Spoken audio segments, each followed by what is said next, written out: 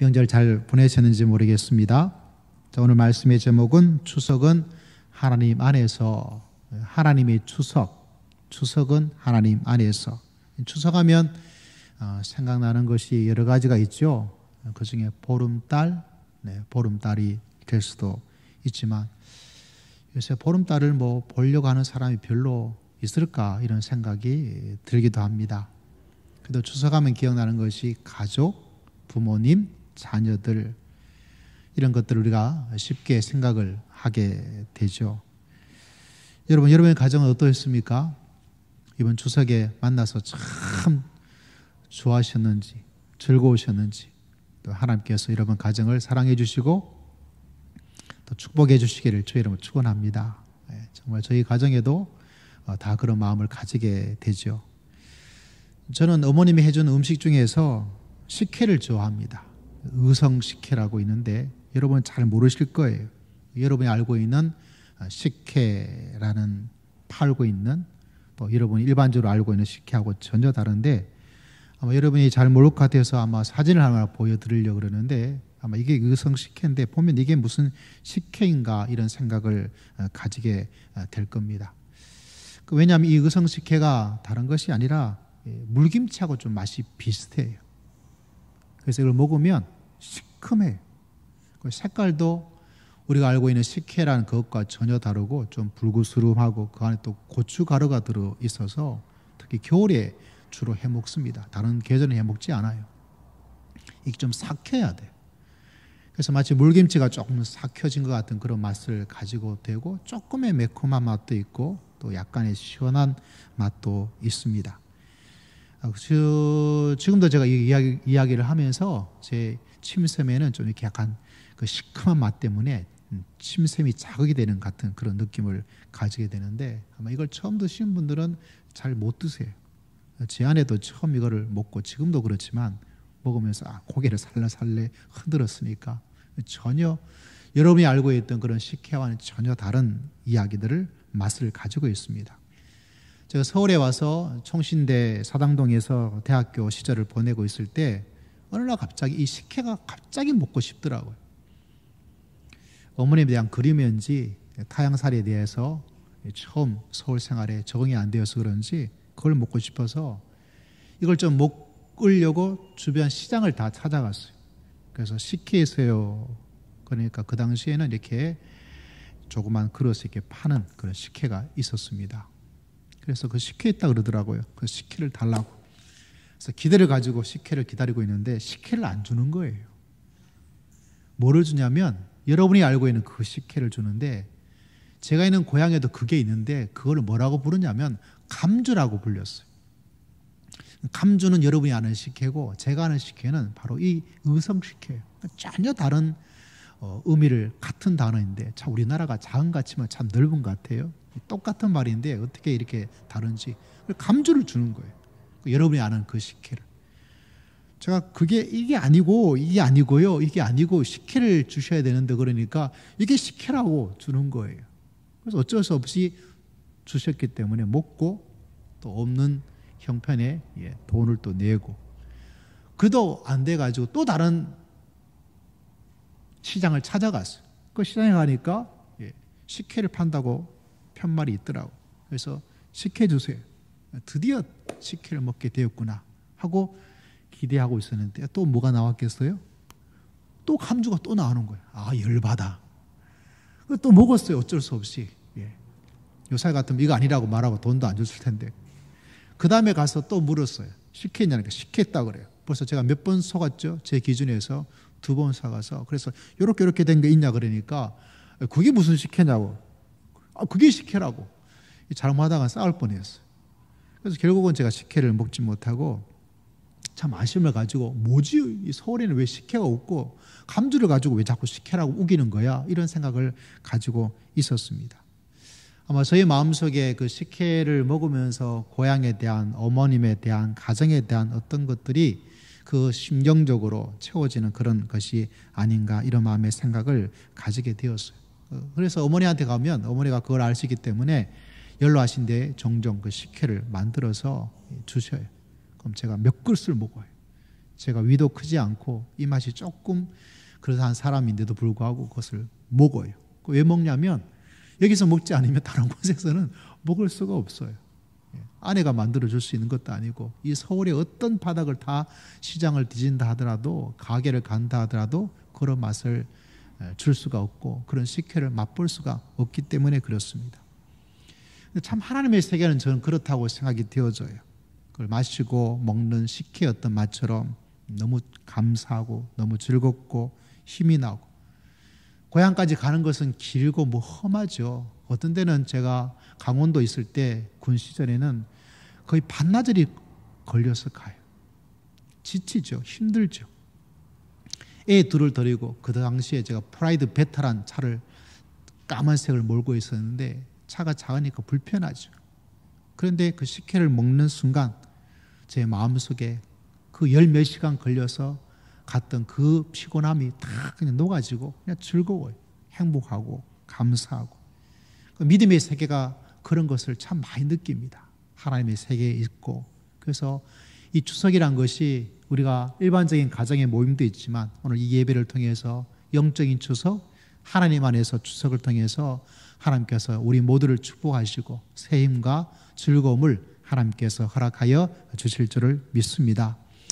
근데 추석을 지나면서 제가 이 한 주간 지난 한 주간 저의 생활은 똑같았어요. 새벽 일찍 일어나는 습관이 있다 보니까 똑같은 시간에 와서 지내게 되어지고 밥 먹으러 점심 가고 저는 똑같이 지내게 되었는데 그래도 새벽 예배와 수요 금요 예배를 드리지 않다 보니까 약간의 시간이 조금 더 있고 마음에 부담이 덜 되어지죠. 그러다 보니까 인터넷을 보다 보니까 추석에 대한 여러 소식이 있는데 어떻게 좀 훈훈한 소식, 좀 따뜻한 소식 이런 것이 추석에 좀 많이 있어서 이 즐거움을 보내주고 또 사람들이 웃고 하는 그런 모습을 좀 더 많이 대해야 될 이 추석인데 이상하게 언론에서는 이 훈훈한 소식보다는 흉흉한 소식이 자꾸 더 많이 들려지고 있는 그걸 보면서 참 마음이 굉장히 속상하기도 하고 안쓰럽기도 하고 어저께는 용돈 30만이 적다고 해가지고 아내와 다투다가 어떤 남편이 쓰러진 이야기가 나오더라고요. 뭐 때문에 사왔을까? 또 30만 원 적다면 적고 많다면 많을 수도 있는데 그거 가지고 싸우다가 또 남편이 어떻게 쓰러질 정도까지인가? 이 좋은 추석에 말이죠. 여러분 알고 계신 것처럼 명절을 지나고 나면 부부 싸움이 더 많아지고 헤어지는 가정도 더 많아지고 이런 뉴스를 접할 때마다 차라리 명절을 없애버려야 되는가 이런 생각도 그냥 하게 되어집니다. 어떤 뉴스에 보니까 딸에게 자기의 재산을 물려주었어요. 그런데 당연히 그 딸이 부모님을 잘 돌볼 줄 알고 물려주었겠죠. 근데 흔히 말해서 딸이 그 재산을 물려받고 나서 돌보지 않아요. 그 부모가 먹고 살 수가 없어요. 그러다 보니까 아파트의 경비원인가 뭘 하면서 지낸다 이런 소식을 접하기도 하고 그래서 마음이 참 안쓰러웠어요. 그분들의 사정도 안쓰럽기도 하고 그럼에도 불구하고 그런 가운데서 제가 이런 소식을 들으면서 말씀을 묵상하고 우리 사랑하는 성도들도 이런 뉴스를 접하고 살 텐데 내 마음도 이렇게 힘든데 별로 좋지 않은데 좀 뭔가 흉흉한 소식이 아니라 좀 훈훈한 소식, 좀 따뜻한 소식 그것이 바로 복음이죠. 그래서 오늘 말씀을 제목을 달기도 하고 말씀을 묵상하면서 정말 하나님 안에서 이 추석을 잘 보냈으면 좋겠다. 하나님의 추석을 보낼 수 있는 그런 성도들이 된다면 내 자신이 된다면 얼마나 더 좋을까 하는 마음으로 오늘 말씀을 준비하고 또 이 말씀을 여러분에게 전해드리고 있습니다. 여러분 오늘 주일을 통해서 또 이 예배를 통해서 정말 다시 한번 하나님의 추석, 거룩한 추석, 영적인 추석을 통해서 우리 삶 속에 흉흉한 소식이 아니라 훈훈한 소식을 가지고 믿음의 길을 달려갈 수 있는 여러분 모두가 다 되시기를 주의 이름으로 축복합니다. 혹여나 가족을 만나서 마음속에 이런저런 좀 안 좋은 마음을 가지고 있더라도 오늘 이 예배를 통해서 이 말씀을 통해서 또다시 힘을 얻고 우리 속에 임하시는 하나님의 은총을 맛보면서 하나님의 품 안에서 정말 좋은 추석, 따뜻한 추석을 마감할 수 있는 귀한 시간이 되시기를 주의 이름으로 축복합니다. 오늘 말씀을 보면서 하나님의 추석을 하나님의 안에서 보내면서 먼저 기억해야 될 것은 하나님이 추석과 가족을 생각해 보면 하나님이 아버지라는 사실을 꼭 기억하시기를 여러분에게 전해드리고 싶습니다. 하나님은 우리의 아버지. 성경을 바라보면 참 놀라운 것은 그 가정들이 믿음의 가정이긴 하지만 우리가 생각할 때 믿음의 가정에 대한 어떤 그림이 있잖아요. 근데 현실적으로 우리는 그렇게 이상적이고 행복하고 즐거움 깔깔대는 아무런 문제가 없는 믿음의 가정을 생각하지만 사실 그런 가정이 많이 나타나지를 않습니다. 다시 말하자면 성경에서 나타난 가정에도 가정적 문제점 바라보면 결핍된 가정이에요. 믿음의 조상 아브라함이라고 했던 아브라함도 보면 아이가 없는 시간을 가정을 보낼 때 그 시간을 보냈습니다. 그게 작은 시간이 아니에요. 가정에 큰 문제가 있죠. 여러분 가정마다 어떤 때는 문제가 있지 않습니까? 집을 구해야 되는 문제도 있고 애들이 곁길로 가는 문제도 있고 건강의 문제로 어려움을 겪는 경우도 있고 직장을 잃어버리는 문제도 있고 아브라함의 가장 큰 문제는 아이가 없는 거예요. 이건 보통 문제가 아니에요. 다시 말하자면 결핍된 가정이죠. 아브라함의 아들 이삭은 어떻습니까? 야곱과 에서라는 그 가운데서 또 엄마는 이 아들, 아버지는 이 아들. 이렇게 편애의 가정이 나타나요. 이게 참 어렵죠. 또 야곱은 어떻습니까? 아이가 12명의 남자아이를 가지고 있으면서 요셉이란 아이를 편애하고 또 베냐민이란 그 어린 아들을 더 챙깁니다. 이거 아닌데 말이죠. 이렇게 되면 가정이 여러분 행복하고 좋을 수가 없어요. 아무리 믿음의 가정이라 하더라도 이렇게 편애를 하게 되어지게 하면 그 가정이 무너질 수밖에 없습니다. 근데 성경을 바라보면 이 땅의 믿음의 사람이라고 해도 다 이런 문제와 어려움과 결핍의 모습을 가지고 있고 그 가정이 깨어진 모습을 가지고 있음에도 불구하고 이렇게 꿋꿋하게 이겨나가요. 그걸 헤쳐나가요. 왜냐하면 이 모든 어려운 가정, 파편스러운 그 가정, 쇼윈도적인 그런 가정에도 불구하고 정말 그 가정을 지켜주시고 그 가정을 보호해 주시고 그 가정을 축복해 주시는 분이 계시다는 사실을 누가 그렇게 하고 계십니까? 우리 아버지신 하나님께서 우리 가정을 지켜주시고 하나님께서 축복하여 주실 줄을 믿습니다. 다시 말하면 정말 아버지가 되어지고 그 집의 가장이 되어주신 분은 하나님이라는 사실을 늘 기억해야 돼요. 여러분 아버지의 사랑을 제대로 받지 못했던 야곱인데 여러분 참 놀란 것은 그 문제를 충분히 알 수 있었는데 그걸 듣고 배운 사람은요, 그런 편애를 받았던 사람은 이걸 잘못인 걸 알고 있음에도 불구하고 자신도 모르게 그게 배어져 있어서 또 그렇게 살아갈 가능성이 훨씬 많아요. 이건 뭐 제 혼자만이 말하고 있는 것이 아니라 성경에만 나타나고 있는 것이 아니라 일반 사회, 심리, 상담의 그 모든 연구에도 동일한 일이 나타납니다. 그래서 알코올 중독된 가정에 보면 그 자녀들도 술 먹지 말아야지, 술 먹지 말아야지. 그런데도 또 폭행의 부모를 가지고 있는 그 속에서 하지 말아야지, 하지 말아야지, 나는 하지 말아야지. 그런데도 또 해요. 여러분 지금은 좀 많이 좋아졌지만 우리나라가 왜 폭행이란 것이 많아지냐면 우리 군대 여러분 생각해 보세요. 군대 때리고 맞고 그거를 당연히 여기는 그런 군대의 시스템으로 우리가 있습니다. 그것이 물들여졌기 때문에 그것이 몸에 배어져 있다 보니까 그런 일이 많이 일어나요. 역사학자들이 말하기를 한나라의 전쟁이 일어나면 그 전쟁의 여파가 사라지기 위해서는 최소한 50년, 어떤 데는 길게는 100년이 흘러야 된다 그래요. 그래야 전쟁으로 말미암아 이루어진 여러 가지 안 좋은 일들이 점점 사라지게 되어지는.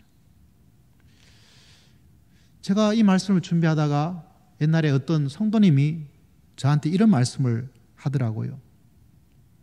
무슨 이야기 하냐면 목사님이 아이들 이야기할 때 첫째 이야기 아이에 대한 이야기는 하지 않고 꼭 나오는 이야기가 둘째 아이 이야기만 한다고. 저한테 그런 이야기를 하더라고요. 전혀 생각하지 않고 그냥 가정에 일어난 이야기를 성도들에게 이야기하면서 전해주면서 했던 이야기인데, 그분 이야기를 딱 듣고 나니까 내가 보니까 첫째 이야기는 별로 없고 거의 진짜 100% 둘째 얘기만 하고 있더라고요. 제 마음속에 아이에 대한 편애가 있어서 그런가 이런 마음의 생각을 가지기도 했어요. 점검을 했어요. 그때 전혀 몰랐거든요. 여러분, 우리가 믿음의 길을 걸어가면서 참 중요한 것은 이 땅에 있는 어떤 가정이든지 완벽하고 완전한 어떤 모습은 없습니다. 그럼에도 불구하고 여러분 꼭 기억하셔야 돼요. 살아계신 하나님께서 우리의 가정이 되어주시고, 가장이 되어주시고, 우리 아버지가 되어주시고, 우리를 지켜주시고 우리를 보호하여 주실 줄을 믿습니다. 사도 바울은 이렇게 이야기를 했습니다. 그의 서신서 로마서에 보면 너희는 다시 무서워하는 종의 영을 받지 아니하고 양자의 영을 받았으므로 우리가 아빠 아버지라. 예전 번역에는 아바 아버지 이렇게 번역이 되어 있었는데 새로운 개정 개혁에서는 아빠 아버지. 저는 저희 아버지를 아빠라고 부른 세대는 아니었습니다. 아버지, 경상도 말은 아버지 뭐 이렇게 불렀단 말이죠. 근데 아이들은 저를 아빠라고 불러요. 그게 참 너무너무 기분이 좋아요. 아이들을 키우면서 아이가 누워있다가 자기 혼자 딱 돌아설 때가 있잖아요. 누웠다가 이렇게 뭐라 그러죠? 이렇게 딱 돌아서. 그때 그게 참 아직도 기억이 나요. 그리고 아이가 아빠라고 불렀을 그때. 아빠라고 불렀을 그때. 그때도 참 너무 기분이 좋아요. 드디어 아빠가 되었구나. 아마 하나님이 그런 마음이 아닐까 그 생각을 저는 그때 했습니다. 가장 친밀한 단어죠. 가장 정말 너무나 말로 닿을 수 없는. 근데 하나님께서 우리를 택하셔서 하나님께 나아갈 때 우리는 아빠, 아버지라고 부를 수 있는 특별한 관계를 가진, 절대적인 관계를 가질 수 있는 그런 은총을 하나님께서 우리에게 허락하여 주신 줄을 믿습니다. 그래서 여러분, 하나님을 부를 때 우리가 아바 아버지, 찬양에도 있지 않습니까? 아바 아버지. 그 찬양을 지난주 많이 들었는데 너무 좋더라고요. 아바 아버지, 아바 아버지, 나를 안으시고 바라보시는 아바 아버지, 아바 아버지, 아바 아버지, 나를 도우시고 힘주시는 아버지.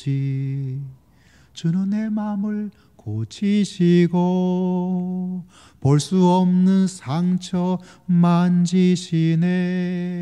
나를 아시고 나를 이해하시네. 내 영혼 새롭게 세우시네. 할렐루야. 그 아버지가 나를 도우시고 나에게 힘을 주시고. 저희 아버님은 대학교 2학년 때인가 돌아가셨거든요. 어느 날 말씀을 읽고 있는데 야곱이 마지막에 축복의 기도를 해주는 장면이 있어요. 요셉의 두 아들이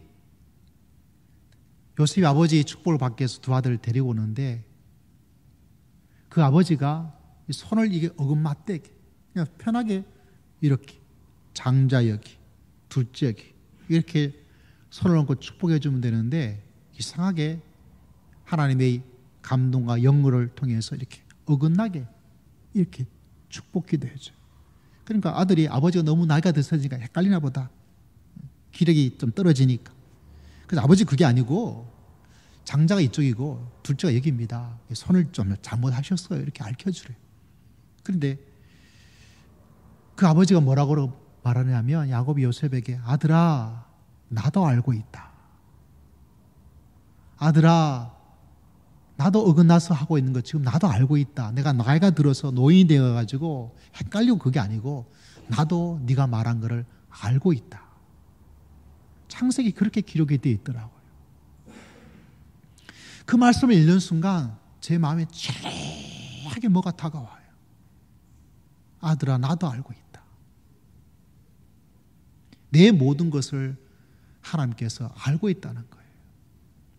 그래서 여러분, 우리는 일찍 아버지를 여길 수도 있고, 아버지가 나를 힘들게 할 수도 있고, 지금 아버지가 계시지 않을 수도 있고, 그러나 여러분, 이 하나님 안에서 추석을 보내시고 아버지 되신 하나님을 만날 수 있는 복된 성도님 되시기를 주의 이름으로 축복합니다. 아들아, 나도 알고 있다. 우리 찬양에도 있지 않습니까? 나를 도우시고 힘주시는 아버지, 내 마음을 고치시고 볼 수 없는 상처를 만져주시는 하나님. 여러분 꼭 기억하셔야 됩니다. 예배를 통해서 때는 참 막 좋아요 그럴 때도 있고, 예배 안 했는데 그냥 나하고는 아무 상관없는 것 같아 그럴 때도 있겠죠. 그러나 저는 절대로 그렇게 생각하지 않아요. 왜냐하면 내가 알든 모르든 하나님께서 이 예배 가운데 임하셔서, 우리 아버지께서 이것에 임하셔서 볼 수 없는 내 상처를 만져주시고 우리 영혼을 강건하도록 만들어주시고 하나님께서 우리를 축복하여 주실 줄을 믿습니다. 내 주관적 어떤 감정과 은혜라고 하는 느낌하고 전혀 상관이 없어요. 왜? 하나님께서는 예배하는 자를 찾으시고 예배하러 온 그 자녀들을 하나님께서 사랑해 주시고 축복해 주시고 하나님께서 만져주시고 하나님께서 은혜를 베풀어 주실 줄을 믿습니다. 왜? 그분은 우리 아버지이기 때문에 그래요. 할렐루야. 하나님께서 정말 든든한 가장이 되어 주신다는 사실을 여러분 늘 마음속에 기억하고 믿음의 길을 걸어갈 수 있는 여러분 모두가 다 되시기를 주의 이름으로 축복합니다. 요한은 심지어 이런 말까지 했습니다. 영접하는 자, 곧 그 이름을 믿는 자들에게는, 요한복음 1장 12절의 말씀이죠. 어떤 권세를 주셨다고요? 하나님의 자녀가 되는 권세. 저는 이 말씀이 참 재미가 있고 놀라워요. 여러분 이번 주간에 기도하고 또 믿음의 길을 걸어가면서 하나님의 자녀가 되는 지위, 하나님의 자녀가 되는 어떤 것, 이렇게 말하지 않고 왜 성경은 그걸 권세라고 말을 했을까? 그걸 곰곰이 한번 생각해보고 묵상해보면서 지내보세요. 왜 수많은 설명과 수많은 이야기를 할 수 있으면서 영접하는 자, 곧 그 이름을 믿는 자들에게 하나님의 자녀가 되도록 해 주셨다라고 표현하지 않고 하나님의 자는 권세를 주셨다고 말을 했을까? 권세란 단어가 나와요. 그리고 하나님의 자녀가 되는, 여러분 우리가 하나님의 나라에 바라보는 관점에서는 우리가 다 하나님의 자녀가 되는 입양아예요. 입양아예요. 우리는 영적으로 바라보면 마귀의 자녀가 되어 있습니다. 그래서 여러분 사람이 참 착하게 살아가는데도 불구하고 착하지 않아요.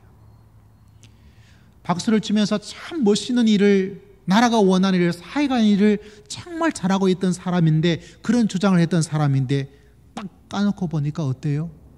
대실망할 일이 많아져요. 왜 그런가? 사람은 이 속에 악한 모습이, 우리 속에 마귀를 따라가는 아버지, 그 아들로 살아가는 어떤 모습이 있기 때문에 그래요.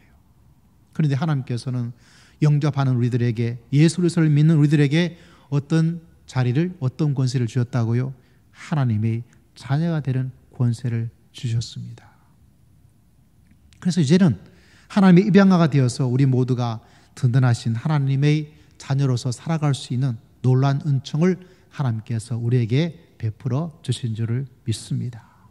그래서 이 추석을 보면서 하나님이 나의 아버지십니다. 할렐루야. 하나님이 나의 아버지십니다. 추석은 하나님 안에서 보내면서 두 번째 여러분 기억해야 될 것은 하나님께서 우리의 남편이 된다는 사실을 기억하셔야 돼요. 하나님 우리의 아버지가 되시기도 하고 하나님께서는 우리 남편이 되신다는 사실을. 야곱에게는 4명의 아내가 있었습니다. 많기도 하죠. 4명이 어떻게 한 사람도 힘든데 말이죠. 그 첫째 아내의 이름은 우리가 오늘 읽었던 말씀 속에 나타나게 됩니다. 31절에 리아란 삼촌의 딸이죠. 근데 이 리아하고 우리가 잘 알고 있는 것처럼 원래 원했던 아내가 아니에요. 원래 자신이 원했던 아내는 31절 후반부에 나오는 라헬이란 여자를 원했습니다. 레아의 입장에서는 강제로 결혼한 그런 관계입니다. 야곱의 눈에는 이 레아가 마음에 들지 않았습니다. 자기가 한 번도 조금이라도 내 아내가 되었으면 좋겠다. 설렘도 아니죠. 조금도 없었던, 계획에 전혀 없었던 그런 아내입니다. 성경에 보면 이 레아가 알력이 부족하다. 다시 말하자면 그의 미모가 좋은 말로 알력이 부족했다 이거지만 그 당시의 기준에서 보면 너무 아니에요. 너무 아니. 아니어도 보통 아니고 너무 아니에요. 우리 교회 여자 성도님 중에서는 이런 사람이 한 명도 없어요. 아마 거기 가면 다 미스 코리아가 됐을 거예요. 그러니까 외모적으로도 외모 때문에 그런지 모르겠지만 야곱의 마음속에 전혀 생각하지 않았던 사람인데 덜커덕 아내가 되어버렸어요. 삼촌의 계략에 의해서. 여러분 레아라는 이름 자체가 벌써 마음에 안 들어요. 왜냐하면 레아라는 이름 자체가 몹시 지쳐있다, 슬프다 이런 뜻을 가지고 있습니다. 알력이 부족하고 이름 그대로 항상 지쳐있어. 보통 지치는 게 아니라 항상 힘이 없어요. 그거 보면 슬퍼요. 불쌍한 측은한 마음을 불러일으킨 여자이지 저 여자하고 한번 같이 결혼해서 손이라도 한번 잡아봤으면 좋겠다 이런 마음을 전혀 생각하지 않았습니다. 그렇지만 어떡합니까? 결혼하게 되었어요. 아내가 되어버렸습니다. 레아의 입장에도 정말 미치고 한장을 노리시죠. 근데 어때요? 아버지 강제로 야곱이 아내가 되기도 하고 본인도 알았을 거예요. 얼마나 아버지가 답답했으면 이렇게 사기 결혼을 시켰겠어요. 왜? 데리고 갈 사람이 아무도 없어요. 그러니까 이 딸은 보내긴 보내야 되겠고 그러니까 이렇게 강제적으로 사기 결혼을 해서 보낼 수밖에 없는 거예요. 얼마나 속상하겠어요. 여러분이 부모라면 그런 딸이 있다면 어떡하겠어요? 그 아버지 입장에서 충분히 이해가 되지만 또 레아의 입장에 보면 참 마음이 안타깝고 안타깝죠. 여러분 그 남편이 어떡하겠어요? 사기당한 것도 억울한데 사기당했으면 어때요? 이 아내가 좀 그래도 좀 괜찮았으면 괜찮아요. 근데 뭐죠? 몹시 지쳐있다, 슬프다, 알력이 안 좋다, 뭐 하나 마음에 드는 게 없어. 차라리 밥이라도 맛있게 했으면 좋겠다 이런 기력도 있었으면 좋겠는데 뭐 그것도 없어요. 그러니까 뭐 내세울 게 아무것도 없는 거예요. 얼마나 속상하겠어요. 뭐 제 아내가 만약 그러다면 저도 막 화날 거예요. 얼마나 속상하겠어요. 안 그렇겠어요? 그러니까 이 두 사람 사이에서 관계가 정말 최악이에요. 최악. 남편이 있지만 남편이 아니고 아내가 있지만 아내가 아니고 이런 엄청난 불행한 가정의 모습을 바라보게 됩니다. 전 이 부부를 생각하면 참 안타깝기도 하고 뭐 어떻게 할까 이렇게 생각되는데 자 말씀을 바라봅니다. 드디어 하나님의 역사가 일어나요. 자 31절 말씀 다시 한번 읽습니다. 시작. 여호와께서 레아가 사랑받지 못함을 보시고 그의 태를 라헬은 자녀가 없었더라. 하나님께서 그 남편으로부터 사랑받지 못함을 아시고 누가 남편이 되어주셨느냐? 하나님께서 그의 남편이 되어주시고 하나님께서 어떤 일을 행하시냐면 태의 문을 열어주었대요. 할렐루야. 여러분 지금도 자녀를 갖는 것이 중요하지만 옛날에 우리 장로님 연배 되시는 분들은 그 옛날에 아들이 있다는 것이 얼마나 중요한지를 너무 잘 알 거예요. 아들 없으면요 나가라 그래도 나갔던 시대가 얼마 전이에요. 딸만 놓으면요 안 돼요. 딸만 놓든지 아이가 없으면 그 남편이 뭐 하죠? 흔히 말해서 밖에서 두 번째 첩두고 와도 찍소리 못했던 시절이 몇십 년 전이에요. 하물며 이 당시에는 더 큰 문제예요. 그런데 하나님께서 이 사랑받지 못하는 남편의 사랑을 받지 못했던 이 레아를 위해서 하나님이 남편이 되어줘서 태의 문을 열어주었어요. 애가 막 태어납니다. 막 쑥쑥 태어나요. 엄청나게 태어나요. 우리가 읽었던 말씀 보니까 32절에 누가 태어났죠? 루벤이라는 아이가 태어났어요. 그 다음 9절에 몇 절 나오죠? 39절에 또 태어났습니다. 누가 태어났죠? 시몬이 태어났어요. 두 번째 아들. 34절에 또 누가 태어났어요? 레이가 태어났어요. 마가니도 낳았죠. 예. 지금 이 나라에 이렇게 막 일어났으면 좋을 현상이죠. 애가 부족한 이 시대에 보니까. 3명 아니에요, 여러분. 또 나옵니다. 그 다음 9절, 35절에 누가 태어났죠? 유다가 태어났어요. 유다가 태어나면서 35절에 말하기를 이제는 여호와를 찬송하리로다. 할렐루야. 그가 새 아들 낳기까지는 그래도 남편으로부터 사랑받기 위해서. 그리고 레아는 말합니다.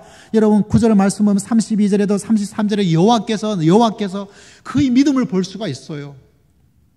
남편으로부터 사랑을 받지 못했지만 하나님의 사랑을 받은 것을 알고 있었기 때문에 계속해서 여호와께서 그리고 드디어 네 번째 아이를 낳고 나서 드디어 고백을 합니다. 이제는 여호와를 찬송할 것이다. 여러분에도 이런 놀라운 역사를 하나님께서 베풀어 주시기를 주의 이름으로 축복합니다. 여기서 끝 아니에요, 여러분. 제가 레아가 이 정도 아들로 낳는 것을 끝냈다면 여러분에게 이 사람을 소개하지 않아요. 여러분 성경책을 바라보시면 창세기 30장 말씀을 바라보십시오. 30장 17절에 보니까 화면 안 나와요? 하나님이 레아의 소원을 들으셨으므로 그가 임신하여 몇째 아들 낳았어요? 5째 아들을 야곱에게 낳았다라고 이야기합니다. 레아가 이르되 내가 내 시녀를 내 남편에게 주었으므로 하나님이 내게 그 값을 주셨다고 그 이름을 이삭을. 레아가 19절에 보니까 또 임신해요. 뭐 이렇게 임신을 자주 할 수 있는지 능력이 대단하죠.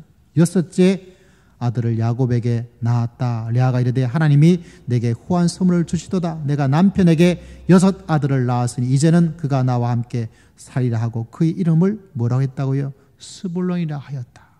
더 놀라운 사실은 바로 그 다음 구절입니다. 21절 그 후에 그가 딸을 낳고 그 이름을 디나.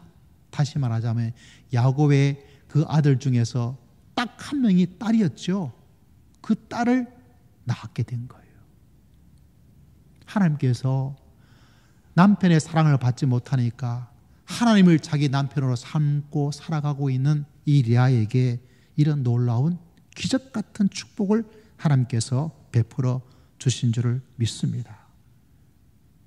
더 놀라운 사실은 여러분, 지금도 무덤의 의미가 좀 사라졌지만 예전에 무덤은 굉장히 중요한 의미를 가집니다. 아브라함은 막벨라 굴이란 곳을 무덤으로 정했습니다. 가족 공동 묘지예요. 아브라함도 거기에 묻혔고요. 사라도 거기에 묻혔어요.